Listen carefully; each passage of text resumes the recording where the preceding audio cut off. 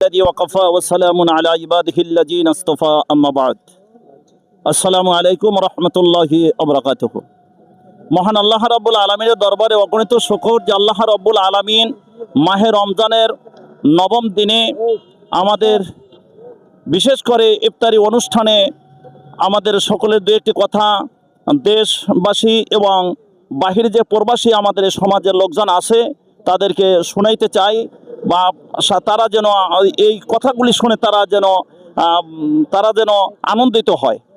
সম্মানিত হাজিরিন, আমরা বলতে চাই যে প্রতি বছরই আমরা যেন এইভাবে অনুষ্ঠান করে যতদিন এই মসজিদ থাকবে, আমরা একদিন থাকবো না কিন্তু মসজিদ কিয়ামত পর্যন্ত থাকবে, এই ধারাবাহিকতা যেন কিয়ামত পর্যন্তই এই ধারাবাহিকটা চলে যায়। আমি সকলের কাছে বিনোদভাবে অনুরোধ জানাচ্ছি যাতে করে আমরা হিংসা, দিমাগ, তাকাব্বারি, অহংকারী সব কিছু দূরীভূত করে যেন আমরা প্রতি বছরই গরিব ধনী নাই সকলের ইফতারের আয়োজন করা হয়। প্রায় 100 মানুষের আয়োজন করা হয় প্রতি বছরে। এখানে সুন্দরভাবে একটা অনুষ্ঠান হয়।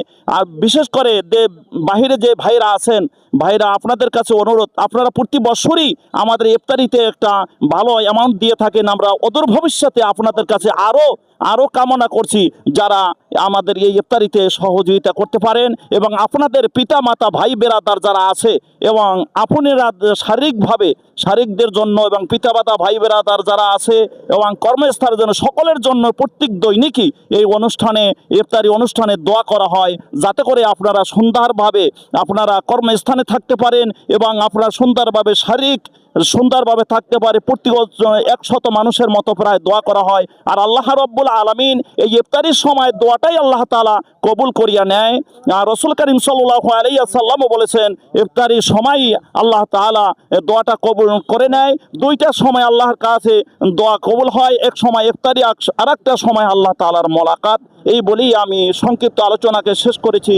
ওয়াখিরে দাওয়ানা আনিল হামদুলিল্লাহি রাব্বিল আলামিন। আসসালামু আলাইকুম ওয়া রাহমাতুল্লাহি ওয়া বারাকাতুহু।